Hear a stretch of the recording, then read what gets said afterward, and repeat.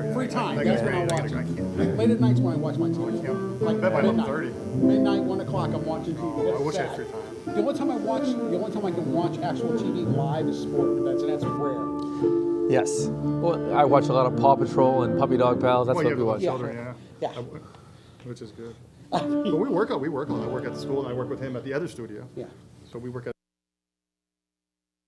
We on live? Yeah, why don't we do? Yeah. Yeah, just do it now, if you don't mind. Thank you. Okay, so we're gonna go live.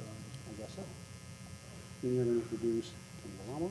Hello, everybody, ladies and gentlemen. This is John Pulino from Comcast Studios.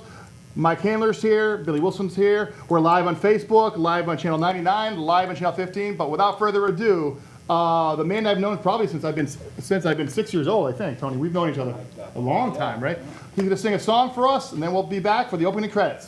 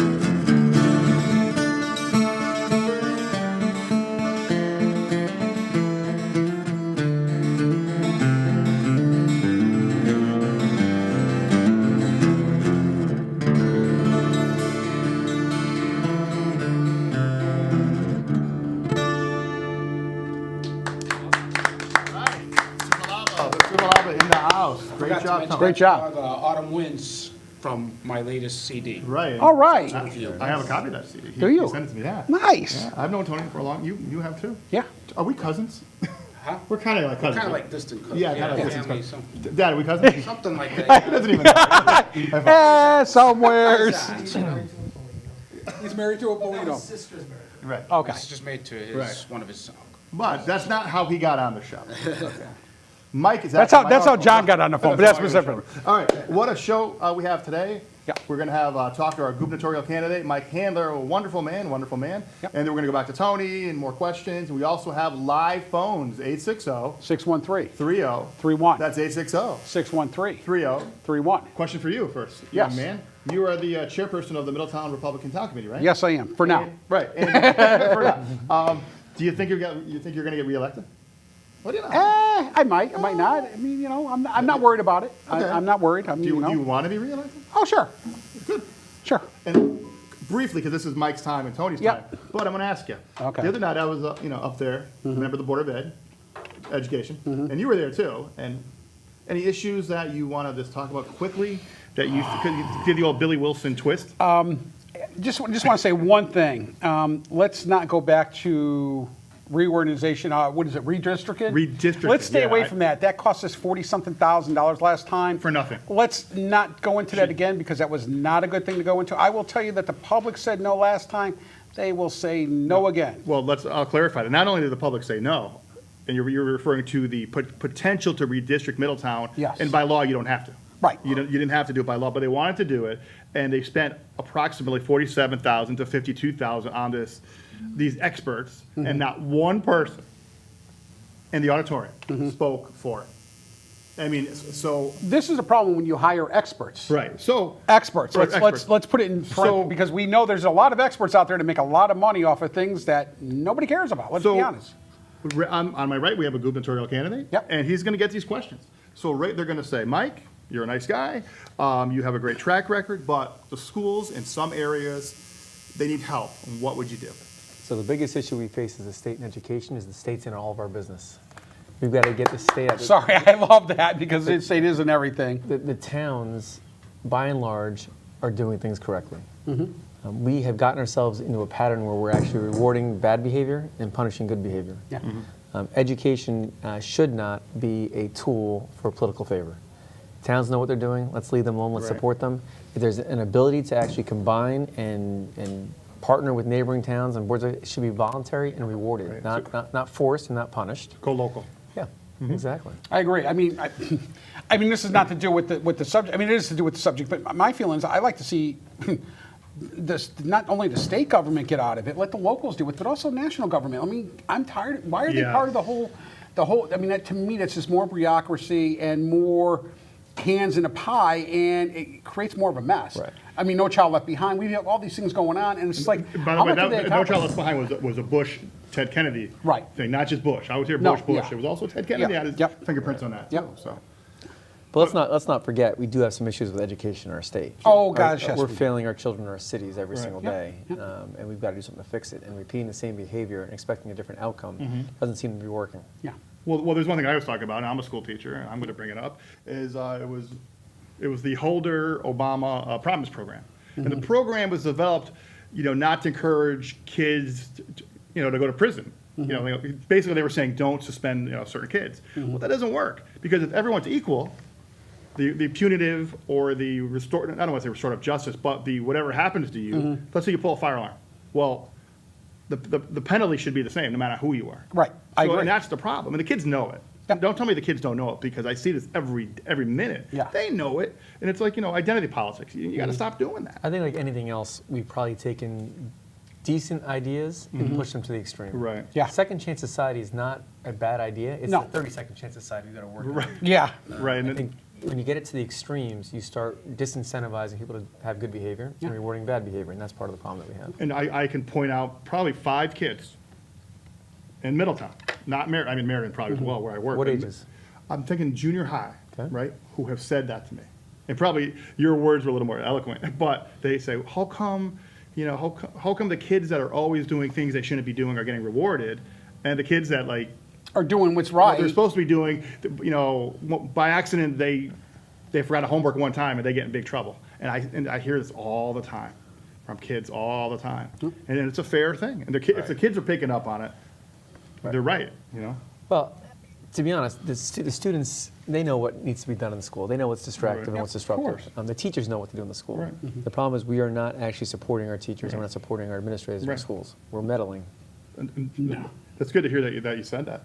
So the next question about schools, and I'll shift gears a tiny bit, would be about Common Core. And I know Trump was against Common Core, and I was too. I think my father was. Dad, are you against Common Core? Against it totally. My dad's a math teacher, so. I have trouble helping my grandchild, and I understand it, this doesn't make any sense. Good old mathematics, it used to be, trial, over and over again, rote learning.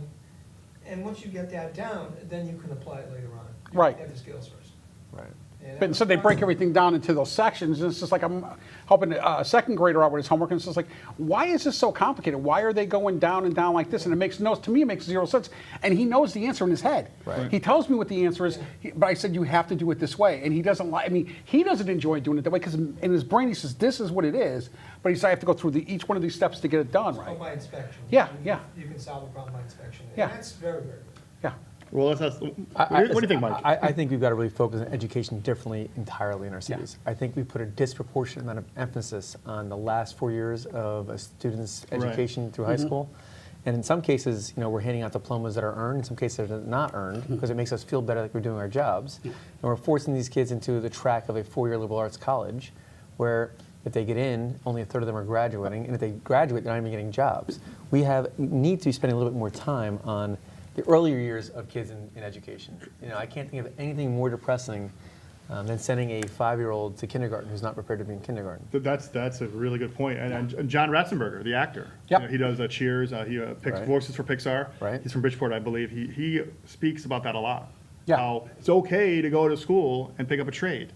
Yeah. Everyone doesn't need to go to college. So Yeah. let's talk about that for a second, because it is important. I think we have a fair number of jobs in our state right now that are available, high-paying, good jobs, careers, that we're just not training and preparing our young people for Right. those jobs. Yeah. And I can't tell you, how many times I've heard, manufacturing.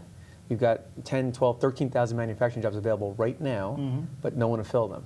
Right. So I did a little bit of research and took a trip to Housatonic Community College. You guys been? Yep, I know where it is. Yep. Okay, so Housatonic, this was the brainchild of the marriage between the demand for the jobs and the educating and preparing our children to fulfill their requirements to take those jobs. And the state funded a $30 million program. It's an advanced manufacturing technology center at Housatonic. It's actually a really cool idea. This is not like, we're talking about table saws and power drills. This is really, you can manufacture parts for major, space shuttles. So I went and saw it, spent the day there, and it's $30 million of high tech equipment. It's a 9-month program. There's 36 kids in the program. Wow. And you say, why are there 36 children in the program? And the reason is because in order to teach at Housatonic, I'm told you need to have a master's degree. So let's just think this through. You can spend, 30 years in a career at Sikorsky or Pratt, working on generations of the same equipment, ending your career on the exact same equipment we just spent $30 million to buy. You got to retire from your job, go back and get a master's, just to come back and teach at Housatonic and make $52,000 a year. Wow. Now think this through. We've actually got industry that's willing to pay the $7,500 tuition for the students, pay them while they're in the 9-month program, Right. and give them a guaranteed job when they get out. But they can't get enough teachers. Only 2 instructors, which is why the class is capped at 40 students. Right. So it makes no sense to me. Someone's got to figure out how to marry years of service on the equipment with the actual. Correct. That's a very good point. It's not that hard. We know most of our problems as a state are not that complex. Right. Reasonable people, if you put everything else aside, you can reason that through. What's your feeling on the Department of Education? At the state both levels, because I have my feeling, but you're running. So you heard my opinion a minute ago. Yeah. Education at the local levels where we should be spending Right. our time. And we do a whole lot of damage by interfering federal level and state level. Do we need a common curriculum so everyone's educated to certain standards? Absolutely. But we got to let our educators educate. Right. I think it's just too much red tape and bureaucracy. I don't think we had a Department of Education before Jimmy Carter. No, we did not. I could look that up. I could be wrong, but No, we did not. and I think Jimmy Carter felt guilty because I think he visited the Bronx once, and he was so out of touch with what was going on in America with the schools there, and I think he created this Department of Education to Well, fix with some that. kind of oversight, right, to Right, fix things. right. But the problem was it didn't fix it. It made things more complicated and more. Right. What I would love to see in the city where I work in Stanford, which is a fairly diverse city, if not the most diverse city in the state, I would love to see the marriage between industry, UConn, and the Stanford Board of Education. I'd like to see, we have NBC Sports, who always looking for engineering talent, programming talent, always having a challenge finding local talent. They've always offered to help. I would love to see an engineering program, a graduate engineering program for UConn in Stanford, where we tap into our talent in the private sector to help create the curriculum, teach the classes, and then actually have our graduate students flow through all of our our middle school and high school students through a STEM program in Stanford and vertically integrated. In 5 years, you'd have people graduating that can fulfill those jobs. Right, and those people are getting jobs, and they expand the tax base, and Well, that's the other thing, and then they That's the stay whole here in thing. the state, and that's the other thing too. You grow the middle class in the process of doing it, but it's hard to grow the middle class though when you have the governor coming out and saying, "Well, we need to tax tires, we need to add tolls, we need to do all this other stuff," and that's where right. where I break into, and that's my issue is that I've known a numerous amount of people who are middle class and higher middle class who have left the state, gone elsewhere because it just costs too much to live here. Right. And they could travel with their jobs or could take their jobs with them, which was great, but we're all stuck here.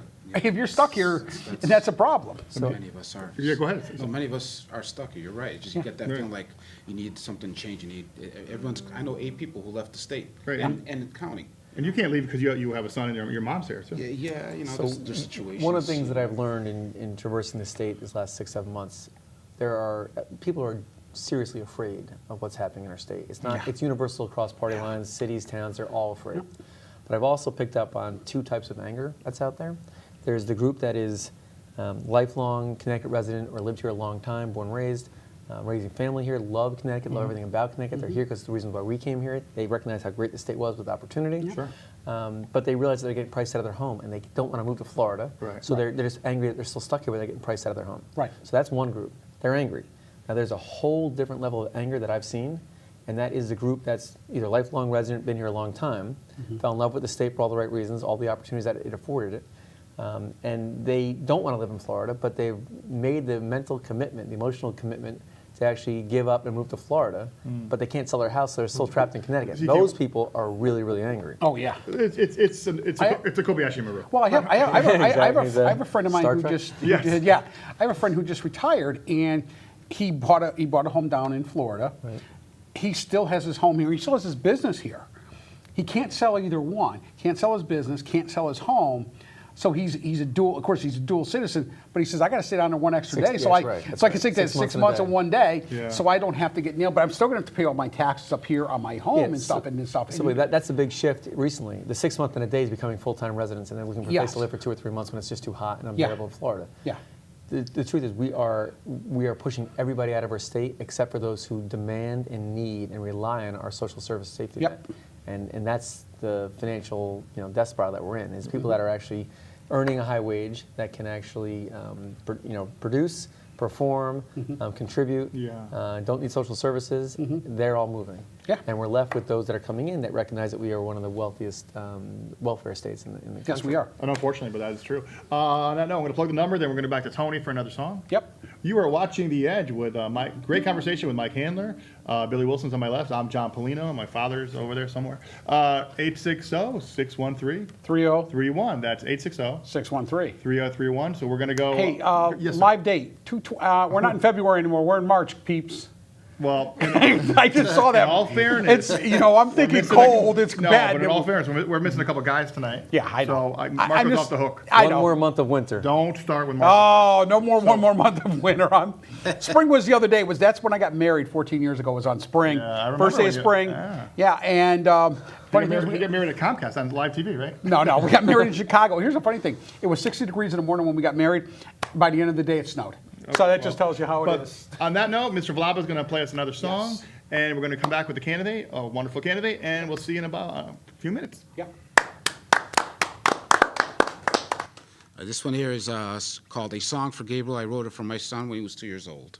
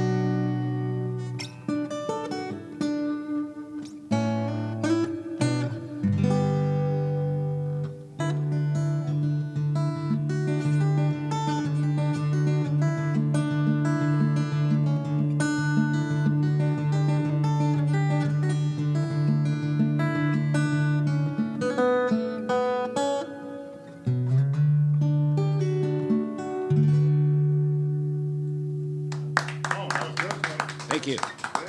Thank you. Reminds me how little musical talent I know, I know. And Musical talent, I have none. That's I what wish I always did. say. Tony, can you ride a unicycle? I'm sorry? Can you ride a unicycle?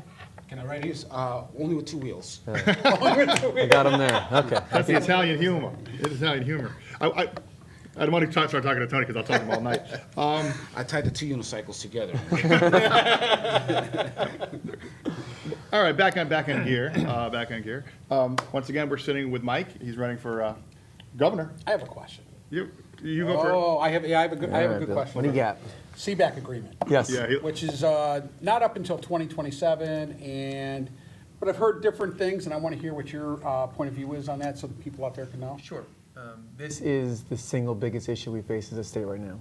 If we don't get a handle on our fixed structural costs, the $100 billion unfunded liabilities that we have, it's going to crowd out everything else that we want to do as a state. And we all know what the good things are. This is the one that's standing in our way. So the CBAC agreement was a horrible, horrible agreement. And I'll tell you why. And it's not surprising given our history, and certainly my experience in Stanford gave me a little bit of insight. We have, and I don't fault labor. Okay, No. labor is doing an honest day's work for what now appears to be more than an honest day's wage, and we're going to recalibrate that at all. But CBAC, going back and renegotiating, we always seem to be filling the short-term budget hole. Yeah. It's like a 1-year, 2-year fix. And anytime, this is something that you should really think about. If the problem you face is you can't afford something, making it more expensive can never be the answer. And CBAC does exactly that. So it gives you a 3-year wage freeze, or 2-year wage freeze followed by a 3.5% and a 3.5% wage increase. Yep. And a furlough day. You know what a furlough day is? I certainly Yeah. do. A furlough day is where you don't get paid not to come to work today. Right. Right. The only thing worse than that is selling your office furniture. Because you got to come back Right. the very next day and do the work on overtime to catch up with the work you Right. did before. I've had those. Even as a teacher, we had agreed to those. Right. So it's very short-sighted. It doesn't surprise me given our history. This is what we do.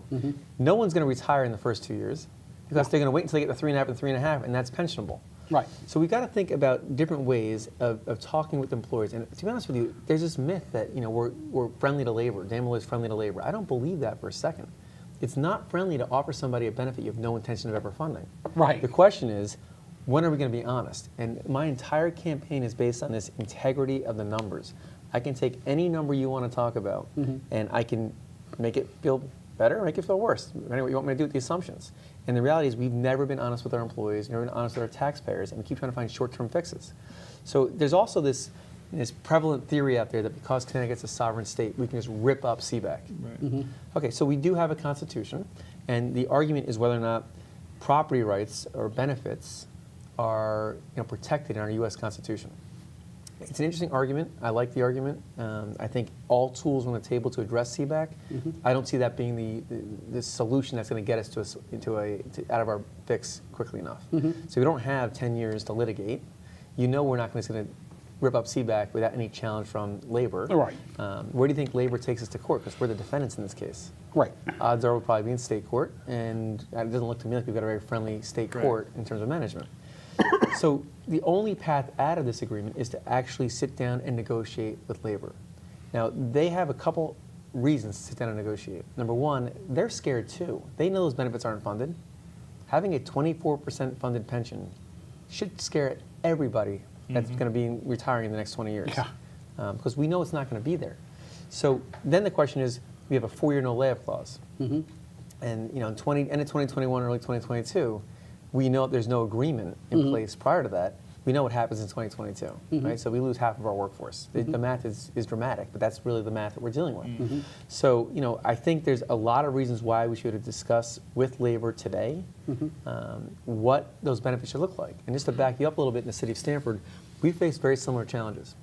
6 years ago when I took over as Chief Financial Officer under then Republican Mayor Mike Pavia, we had, at the time, 11 bargaining units, now we have 10. But we had labor contracts where employees had virtually every benefit known to mankind. There's nothing to get back. We had contracts that were deemed untouchable because they had wages that were 50% above the prevailing wage for the same job in the same industry in Stamford, Connecticut. Oh, wow. And when anyone knows anything about arbitration, you can't go to arbitration and reduce a wage, right? So you can go and they'll circle with a red pen and say when the prevailing wage catches up, then you get wages increases again. But that'll be 30 years from now. So those contracts were deemed untouchable. Yet I was able to negotiate substantive changes in those benefits. And here's the catch. I didn't do it by yelling and screaming. I didn't do it by threatening. I did it by talking with employees about what they have and why it's unsustainable and what it means for their family to have an unsustainable benefit.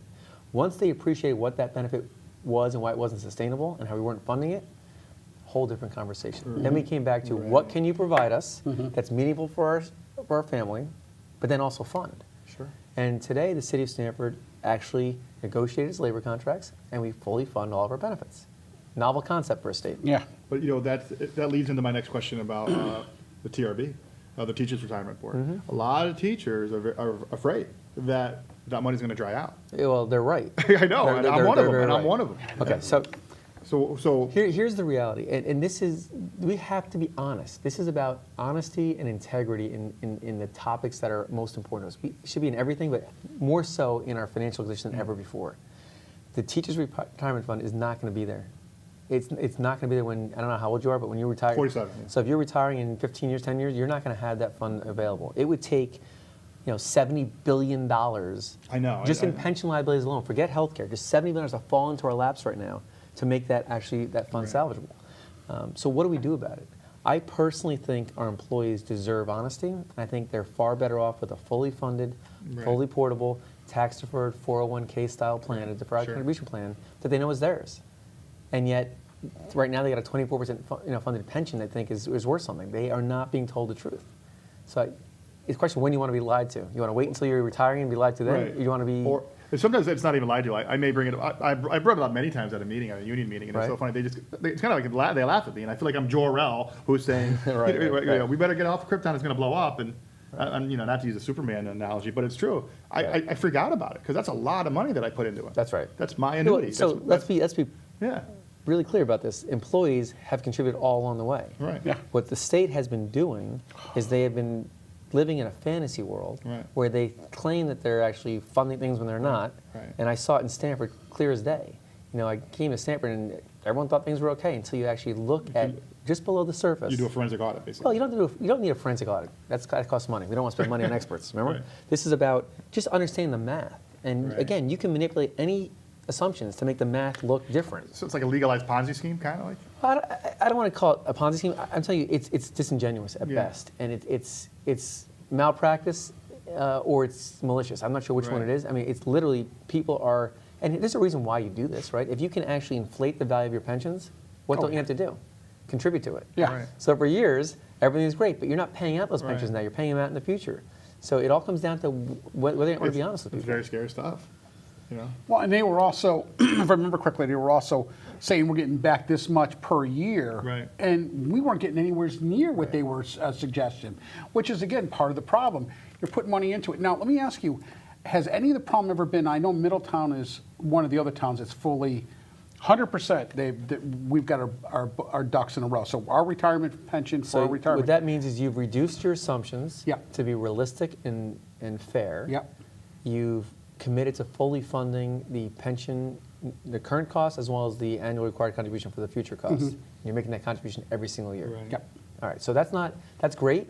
Most towns are doing that. Yeah. It's the state that's not doing that. Yeah, the state's not doing it, and that's the But the problem. towns are doing it. I've been asked by a few members, and they say to me, they want to take their money out of TRB. I don't think you can do that. I don't think you can. I don't think you can either. Because Is it 6% of the state amount of our salary? 7%. Almost 7 now. 7 now. Yeah. 7%. Yeah, it was just changed in the last budget. Right, so I was, as a teacher. Dad, you need a mic, Dad. Okay. There's no mic over there. No, there's no mic. Oh, Just come next to Billy. Come next to Come Billy. here, I'll hold the mic. Because Okay, as a teacher in Connecticut, we don't get Social Security. That's right. Social Security's not taken out. But I've been working at Middlesex Community College for the last 13 years, and I do receive Social Security, but it's not much. It's not much at all. So I'm worried. I'm 70 years old. I have grandchildren, and I'm worried about not getting paid. I Doesn't seem fair. understand, and you're smart to be worried because there Yeah. is a real question as to whether or not this fund will be solvent when the teachers need it the most. The attempt we made back a number of years ago to issue pension obligation bonds, how'd that work out for us? We actually issued bonds with a higher coupon than we're actually earning in the Right, market, right. and actually we're underwater Yeah. already. So the only solution that I see, and this is something that's worth mentioning because there's some talk of pension reform. What we cannot do is get sucked into this conversation that seems like we're accomplishing something when we're actually not. You can't confuse motion with progress. Right. And when you talk about pension reform and you're talking about going after legislators' mileage credit, Right. yeah, we know that's wrong. You shouldn't get mileage credit and have that pension. Well, I understand that concept, but it's peanuts compared to what we're really talking about. That's a good point. We have got to talk about, and it's not pension reform. Pension reform is what Rhode Island went through. Rhode Island, Gina Raimondo, when she was treasurer, pension reform task force went out and made 2 substantive changes in their pension plan. They pushed back the retirement age by 5 years, and they removed the cost of living adjustments in their pensions until the pension funds were 80% funded. Both very important. Both saved 20% of their funding. It reduced our liability by 20% from $5 billion went to $4 billion. The problem is, what year did that happen? It happened in 2011. Our liabilities statewide have grown exponentially since then. Yeah. And those 2 things don't move the needle enough for us right now. The only solution I see that's fair is, again, to get out of the pension business and convert our pensions to 401ks. Right. I'll tell you another benefit to this, and this is interesting. A lot of hardworking people I work with in the city of Stanford. And occasionally, in a small group of 10 or 12 people, there's one employee who, let's just say, is less than motivated every day to come to work and do their job, okay? We all know that person, it happens. Yeah. But you say to that person, like, what's going on? You seem like you're not really engaged, you don't want to be here, something else you would rather be doing. They say, well, I'm kind of tired of this mundane routine, I want to do something different in my life. I'm like, well, why don't you? I mean, you're young, go do it. Well, I'm going to stick it out to my pension vest and then I'm going to go. Right. Great, how much time do you have left? 8 years. I'm like, I'm sorry, you're going to fake it for 8 years? It's a morale killer in any business, let alone a city. But these portable, these pensions that lock you in are not yours until you retire. A 401k is yours. Right. Right, you can roll make it over to choices. go, You right. can go where So you want to go. basically, it's kind of like you're going to privatize in a way. So people, And I like that. I'm not against it at all because I like money. right. And I like investing, I should say. And I'm not. I'm actually pretty good at it. Yeah. But the point is, I like that. The only argument against doing this, the only argument I've heard is that we can't trust our state employees to manage their own retirement money. Right. That right, is right, insane. Right. Why?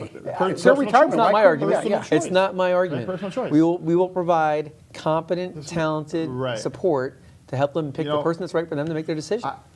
3 or 4 years ago, I actually said this to somebody. I don't know if it was my wife or somebody. I said, wouldn't it be great if I could take that money and make my own decisions? I mean, not personally, but I know a fellow that he's done well for Yep. me or whatever. But it's, we need to take responsibility too. We've got a couple teachers in the room here, so let's just ask the question to you all. Yeah, sure. So if we remove pensions and give you a defined contribution plan that's yours, but we can pay you more in salary, Right. how does that work for you? It's interesting. Right? I mean, More in salary, you But- put away and just, that's right. But- 401 or. But I was taught at an early age when I became a teacher not to depend on a pension. I mean, if you get it, because Let's think about the years, okay? We've got 1,040 state employees that Right. are leaving Connecticut Right. employment with pensions north of $100,000. Right. Yeah. You talk about Social Security. That's not what Social Security was designed to do. Right. So this is a whole different level no, of... but I'm saying I was taught to find my own 403B, find my own Sure. Roth and all that. And there are so many people that I work with, they don't have a dime in those things. They just don't even, I just can't comprehend that they Right. don't do that. Well, they're living check to check. I don't get that. Yeah. So. But But why don't you put away With for all you- due respect, our state is living check to check. I know. So- Listen, are they even I living check to check? Check the credit card, and then you're suggest swiping that credit card we constantly. start living, and But- teaching by example, but and actually that's- start fixing this. I just want to throw out one other quick thing. Now, I've talked to people in Massachusetts, and they have Charlie Baker up there, and he came in with a different point of view. He came in as, what, but their salaries in Massachusetts are $10,000 less than Connecticut for basically the same work.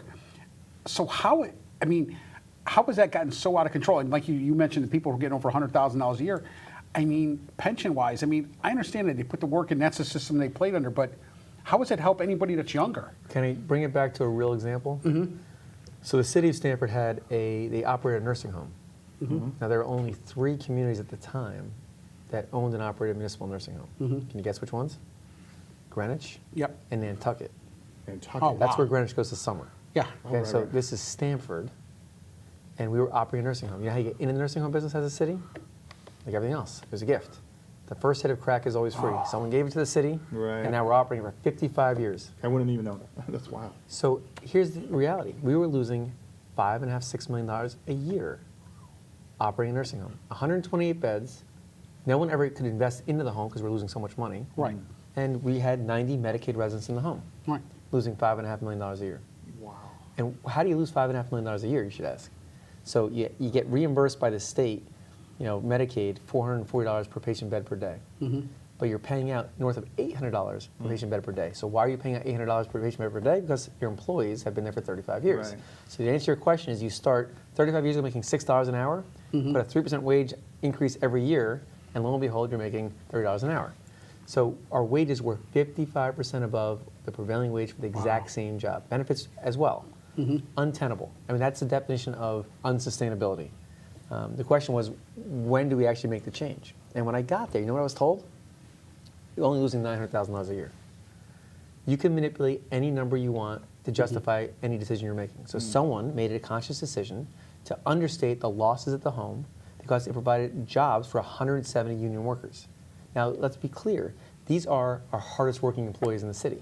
They're taking care of our loved ones in their last days. They're usually working 2 or 3 jobs to make ends meet, taking buses and trains to get there. They're not making a fortune. These are people making $40,000, $50,000 a year. CNAs, nurses, these are hardworking people. God's work, as far as I'm concerned, along with teachers. But here's the reality. It was unsustainable. It was going to close. Those 170 employees were going to lose their job. The question was, when? And my job was to be honest and say, ladies and gentlemen, it's not $900,000 a year we're losing, because we're not allocating pension and retiree health care costs to the Smith House. We're not allocating capital costs to improve the. All those costs were flowed through other lines in the city, so no one was really losing. Right. So once we became honest with ourselves about what the math was, then it was, what can we do? And you mentioned privatization. A lot of people talk about it. Very few people actually have done it. And for me, it wasn't just getting it off our balance sheet. This provided a home to 90 seniors on Medicaid that really had no other place to go. So, and listen, I'm an EMT by background, right? So I understand the, acuity of care. And there's a mathematical problem that the state was trying to solve, which was we don't have enough money. So we've got people in beds in nursing homes that we're paying $440 per bed to fund. If we force them out of the home and send them home, we only spend $200 a patient per day, and the state saves the balance. And if they don't survive at home, then they save the full $440, and it's great. As far as the state's concerned, they think that's a win. I couldn't force our residents home. I knew they wouldn't survive there. Right. Their level of care was too high. It's not the moral thing to do. Of course not. But yet, the state was willing to incentivize me for closing to force them home because they were willing to give me a rate increase. That's dark. It's crazy. It's dark. We asked for a rate increase on Medicaid reimbursement for the 6 years I was there and never got a rate increase. Right.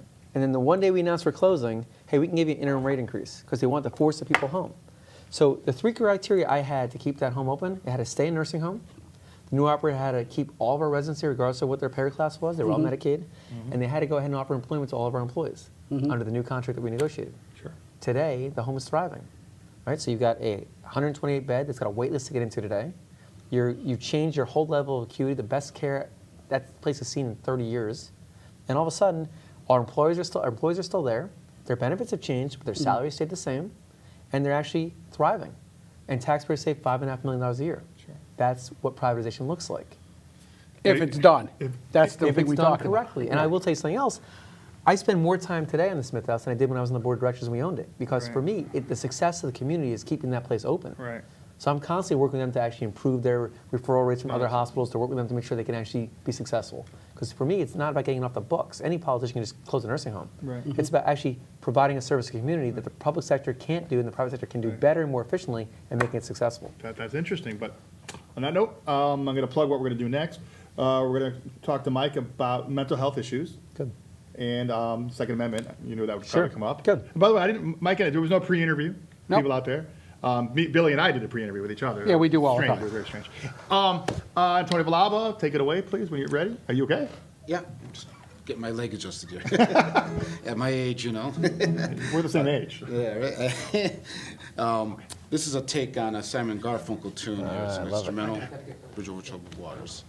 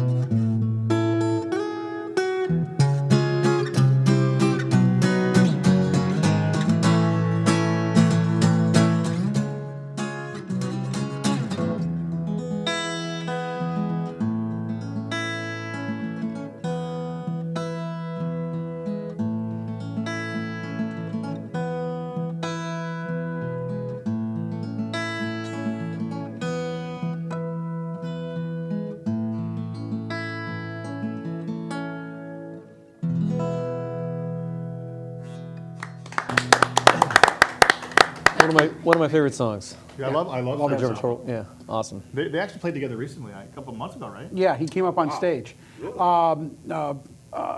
Garfunkel came up on stage while Paul Simon was doing something. Came right up on stage and That's they started jamming together. Paul Simon's a New Canaan boy. Yep, yep. Yeah. Oh, I never knew that, actually. Yeah. Paul Simon. Paul Simon, it used to be go out with Carrie Fisher. Right. I can't believe we're having this conversation. He used to go out with Carrie Fisher Yep. back in the SNL days. Or And now he's married to Edie 70s. Brickell, I believe, right? Edie Brickell, yeah. Edie Brickell, New yeah. Bohemian, she. Two fantastic Yeah, musicians. she's great too. Nicely done. Telling you. So, Tony, who's your favorite artist? It varies so much. I know you like heavy metal too, but I listen to everything, acoustic, metal, classical. Right. It's hard to say now. Back when, 30 years ago, I was like, my favorite I had down to 3 or 5. Yeah. Now it's like. Now the it's list like grew. expanded. The list grew, Yeah. It's like women. Who's the prettiest? I don't know. It's I just, know, yeah, don't say it, no. who likes me? You guys have children. You know what Kids Bop is? I do. Yeah, So I can't It's tell music, you. right? Well, so it's contemporary music played by right. kids bands. Kids, right. I can't tell you how often I'll be in the car driving to a meeting on speakerphone, always hands free. But the music will be on in the background and I'm not paying attention. And I'll drive for like an hour and someone's like, what are you listening to? Yeah. It sounds like I know the song, but it's a little off. Yeah, yeah, I Kids can't Bop, even. yep. I can't even tell you that I'm immune to it now. It's nonstop in my car. And I'm listening to Kids Bop all day long. There's so much good stuff out there, really. It's good. Open up to it, And the kids stuff is really good, actually. It's young kids It's great. singing The it. kids and love it's- it. But yeah. I'm alone in the car without the kids at this point. I'm that's not sure why I'm still listening to it, but Yeah. it's going. We have a phone call, and it's one of our longtime watchers. You are on live television. Hi, this is Gail Whitray. How are you? Hi, Gail. Hi, Gail. How are you? Hello, Gail. I'm great. With PropositionUSA.com, we're really doing good. Good, Gail. We're on Facebook, and we have 2,000 members. And as you know, I'm a Hartford teacher, and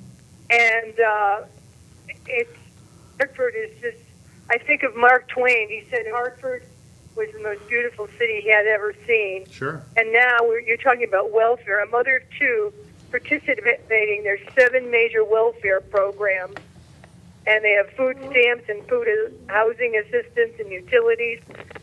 They make $38,761 a year, almost $40,000 a year. Wow. And the sad part of it, there's just some segments of the population that just think, this is what you do. You just go on welfare.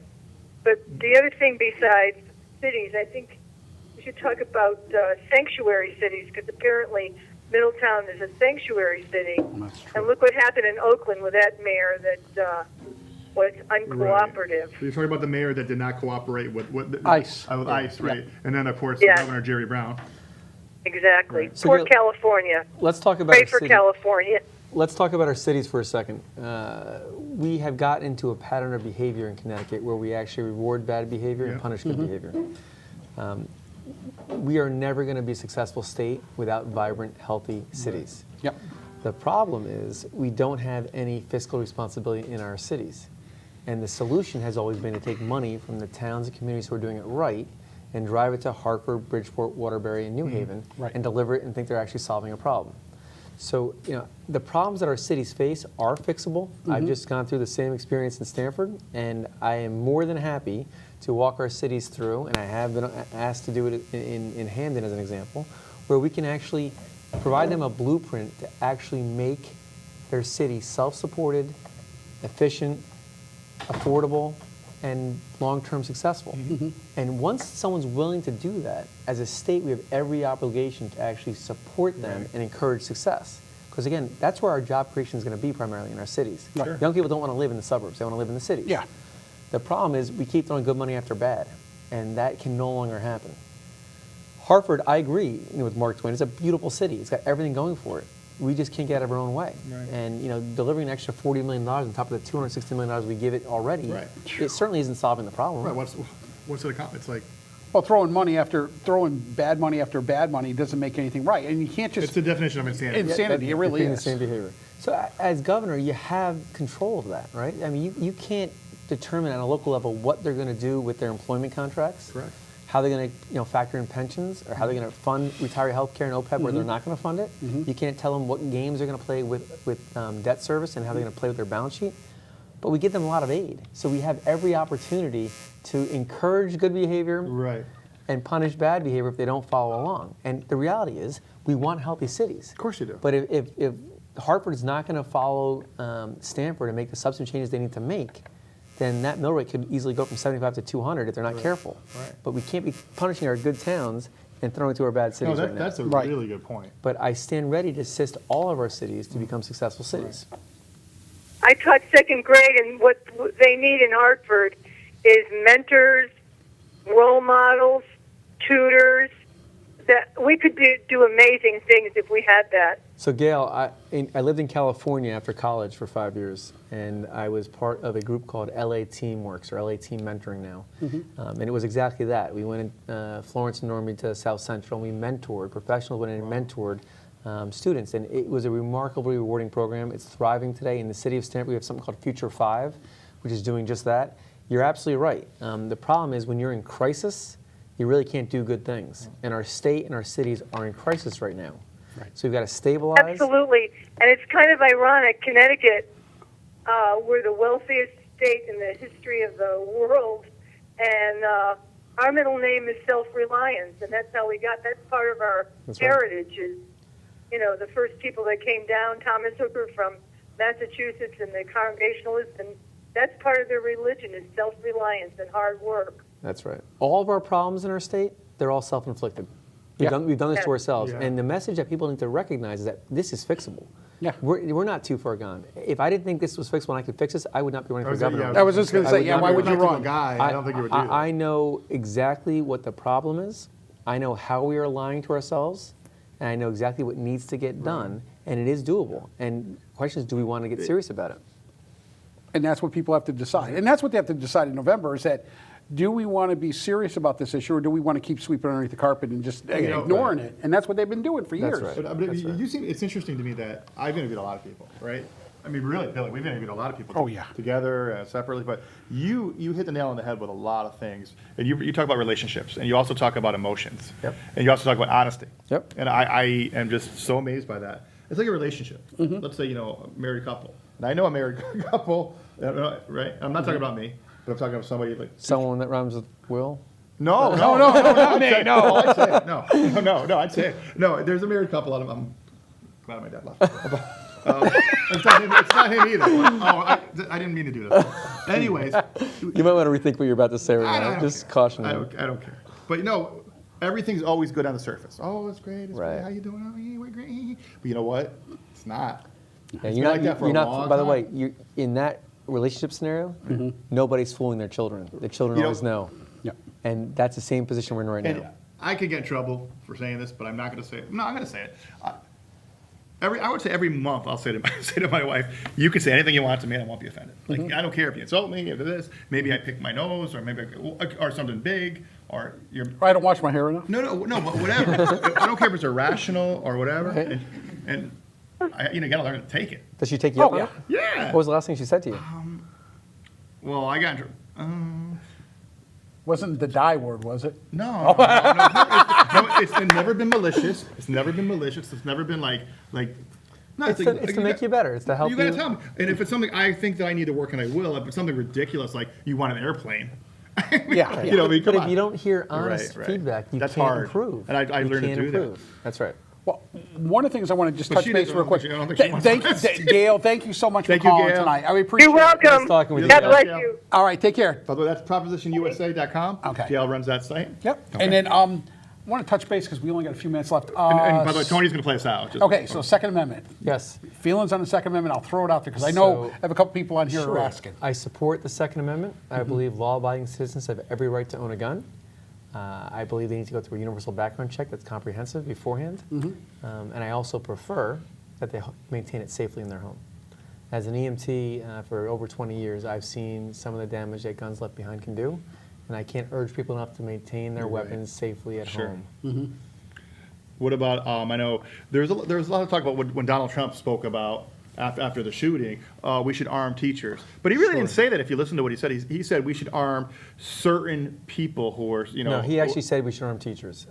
all teachers, did he say?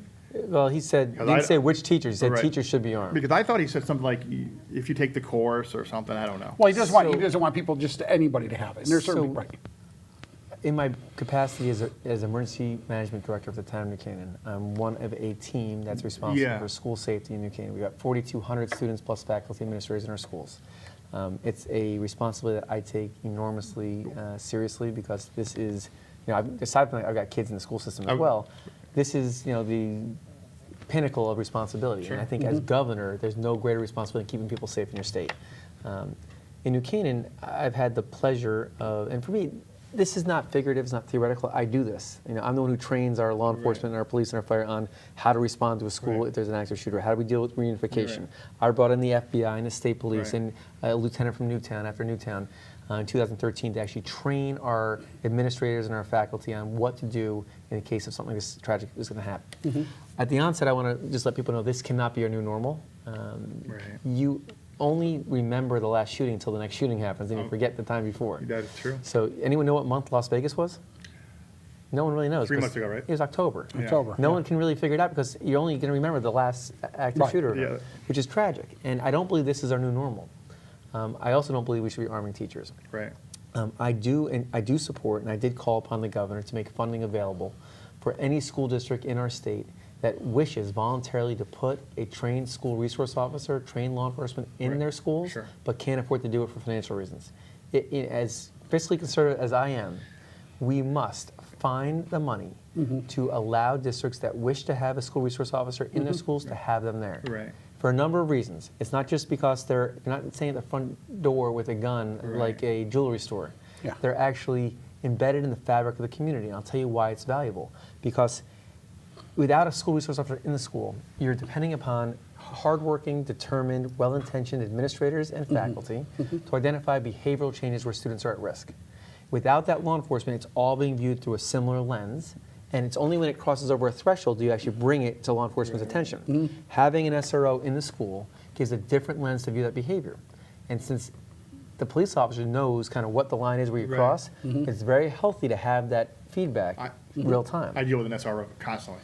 So it's not just a security guard. It's somebody who actually is part of the absolutely. community. Oh, absolutely. Like you said, it's part of the fabric of the school. And look what happened in Maryland. I mean, that's a perfect example of having an SRO. That's right. So, and by the way, when I mentioned this after Parkland, and I'm in a unique position because I do see the internal documents that the after-action reviews coming off of Parkland.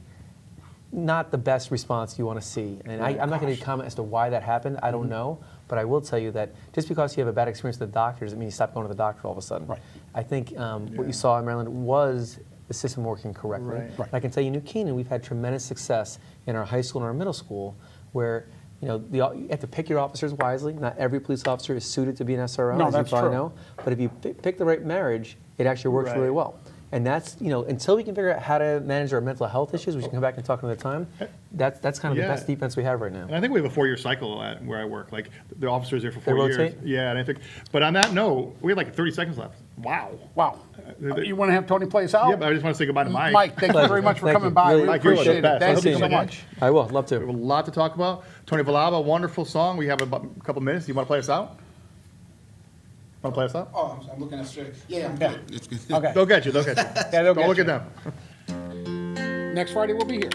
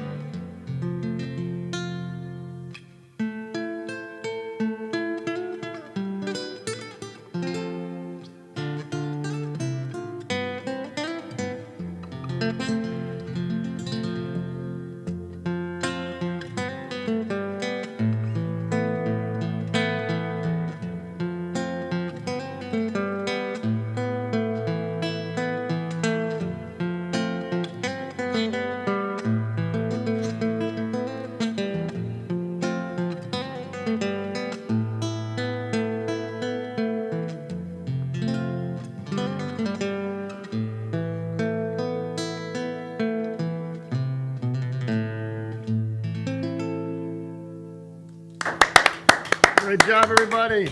Thank you. That's a wrap.